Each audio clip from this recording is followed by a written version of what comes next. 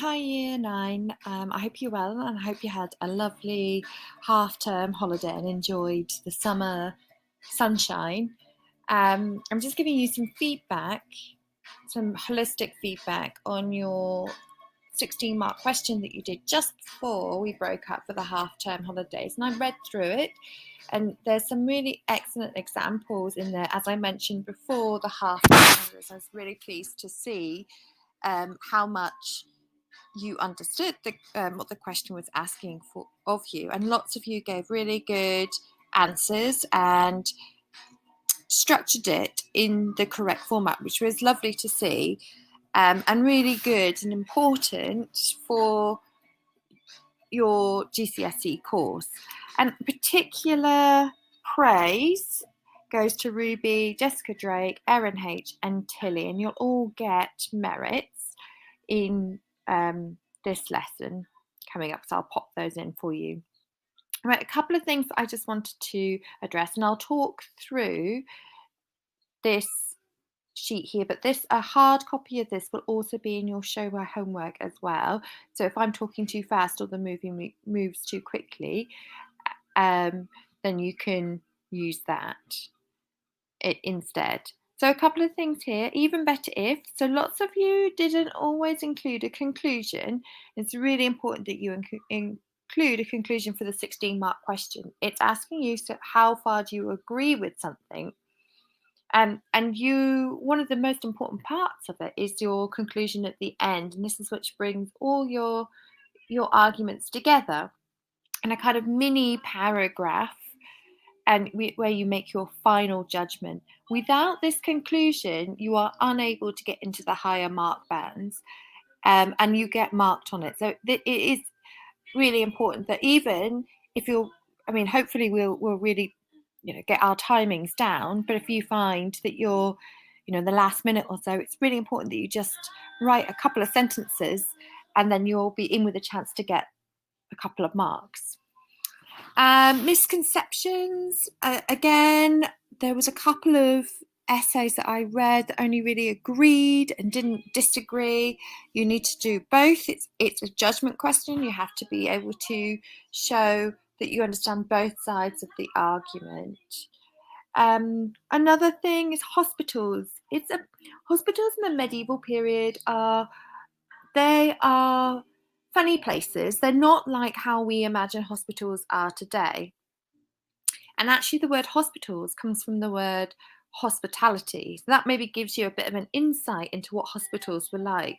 And it's a bit blurry about the role of hospitals, but most of the time that they were places really for pilgrims to rest and to recover from their long journeys, or a place to rest during their long journey. And they could often receive a nice clean bed and good food.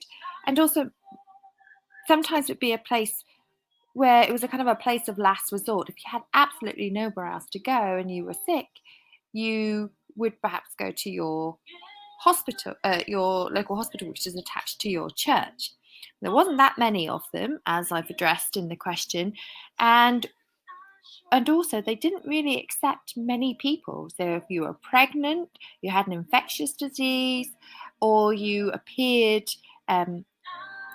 mentally insane, for example, they wouldn't accept you at the hospital. So very few people actually went to get treated or cared. However, if you did go to hospital, if you're one of the lucky few that ended up in hospital, as long as it wasn't terminal, you probably would do okay in a hospital, because it's one of the few places where you could get a clean bed and something to eat on a regular basis. And as we know, that medieval life was very harsh and didn't always know where you were going to get your next meal from.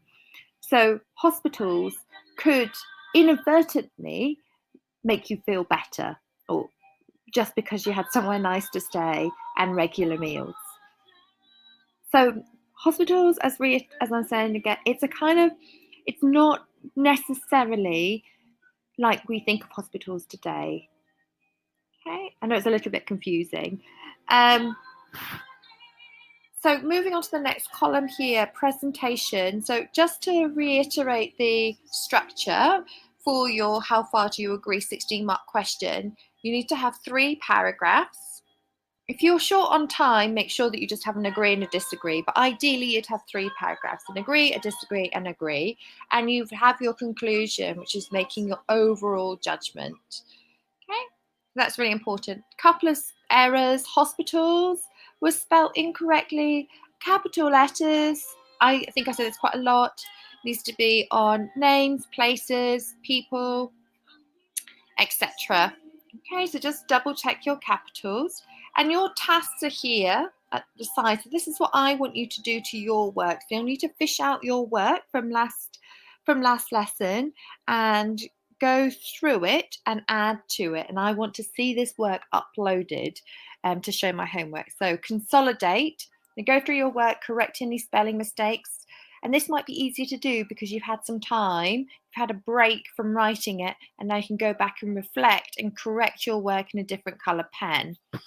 Develop, reread your work, and at the side, I want you to highlight, either with a highlighter or just write at the side of the margin where your point is, where your evidence is, and where your explain is. Okay, for each of the 3 paragraphs, just so that you know that you've ticked off each of those elements. And then finally, take a look at your conclusion. Do you have one, most importantly, or is it very brief? And then what I would like you to do is take a look at the one which I'm going to give you. It's a model one. It's actually developed from one of your classmates' answers. And take a look at this one. And then I would suggest you write this model paragraph into your book or underneath your work and just write model conclusion. Okay. So here we are. This is your, I've written out a model one. It's actually based on one of your classmates' work. She did a really good job, and I've just tweaked a few things here. She included all the key elements within her answer, and she followed the structure really well. So the 3 P paragraphs and an overall conclusion. I gave you a model paragraph in the last video I recorded in which to help you structure this. So ideally, you would have already written this in, highlighted it as model paragraph at the side, or you have written it in purple pen. So that should have already have been put in as your first agree paragraph. And then the next paragraph, you need to make sure that you disagree. And then your final paragraph here is to agree here. Feel free to pause the video, read over the model answer in your own time. And the final section here is your conclusion.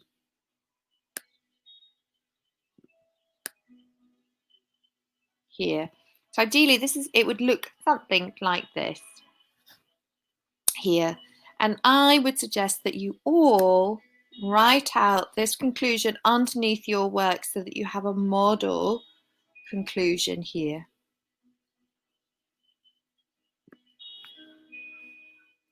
Okay, so your tasks are to do. So as I said just before in the last thing, you've got 3 things to do. You need to reflect on your work from your essay from just before the half term. You need to correct any spelling or grammar. You need to highlight or write in the margins where your point where your point, evidence, and explain is for each of your 3 paragraphs, and then also look at your conclusion and add in the model conclusion here into your work. And then I would like you to upload your corrected or improved upon 16-mark question so that I can review the corrections you've made. Any questions, please feel free to let me know. All the best.